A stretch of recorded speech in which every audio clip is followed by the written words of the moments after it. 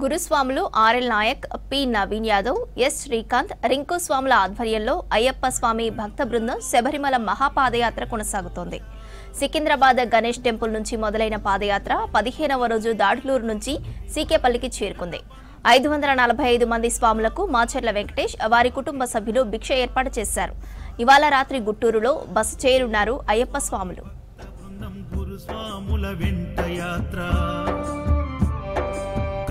కత్తి గంట గదా పెరు స్వాముల జంట యాత్ర మును పెన్నడు చూడనిది దివ్య యాత్ర వేణుగోపాలు సుశీల్ గురు స్వామి చూపిన యాత్ర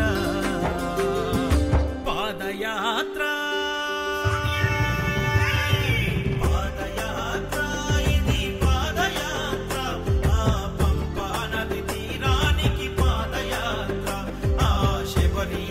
సన్నిధికి పాదయాత్ర శరణం స్వామి శరణం శరణం స్వామి శరణం శరణం స్వామి శరణం శరణం స్వామి శరణం.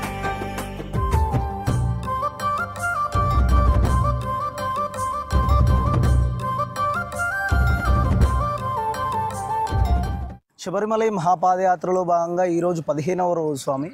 మేము పాదయాత్ర సాగిస్తున్నామంటే మా గురుస్వామి వాళ్ళ దీవెనలు, మా అయ్యప్ప స్వామి దీవెనలు మాకు ఎక్కువ ఉన్నాయి స్వామి.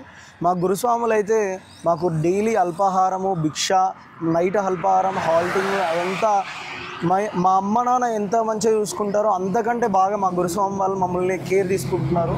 అందుకే మేము 500 మందిని మేము జాగ్రత్తగా నడుస్తున్నామంటే మా గురుస్వామి వాళ్ళ దీవెనలు మాత్రమే అని చెప్పుకోవచ్చు.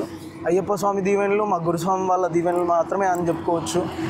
అసలు ఎంత మంచిగా మమ్మల్ని ట్రీట్ చేస్తున్నారంటే మా గురుస్వామి వాళ్ళు అసలు చెప్పలేము స్వామి. మా అమ్మ నాన్న కూడా అంత మంచిగా చూసుకోలేదు. పొద్దున్నే 5 రకాల వంటకాలతోటి అల్పాహారం అంటే టిఫిన్లు పెడుతున్నారు. మధ్యాహ్నం వచ్చేసి మాకు ఒక 9-10 రకాల భోజనాలతోటి 9-10 రకాల ఐటమ్స్ తోటి భోజనం పెడుతున్నారు మధ్యాహ్నము. సాయంత్రం అయితే అసలు పాలు, టిఫిన్స్ అన్నీ అసలు హెల్తీ ఫుడ్ ఇస్తూ మమ్మల్ని కంటికి రెప్పోలే చూసుకుంటున్న మా గురుస్వాములకి స్వామియే శరణమయ్యప్ప. డే 15తో ఇలా కంప్లీట్ అయింది.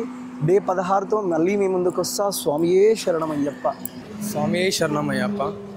ఈరోజు మన 15 రోజులు నడుస్తుంది స్వామి. ఎంతో భక్తి శ్రద్ధతో మేము అందరం స్వాములం ఏ ఆటంకాలు లేకుండా ప్రతిరోజు అయ్యప్ప నామస్వరం చేసుకుంటా ప్రతిరోజు నడుస్తున్నాం స్వామి. మా గురుస్వామి ఆధ్వర్యంలో ఆర్ఎల్ నాయక్ గురుస్వామి, నవీన్ యాదవ్ గురుస్వామి మరియు శ్రీకాంత్ గురుస్వామి చాలా ఒక తల్లిదండ్రుల కన్నా చాలా మంచిగా చూసుకుంటూ మమ్మల్ని ఏ ఆటంకాలు రాకుండా చాలా మంచిగా చూసుకుంటూ మా ఈ పాదయాత్ర కొనసాగుతుంది స్వామి.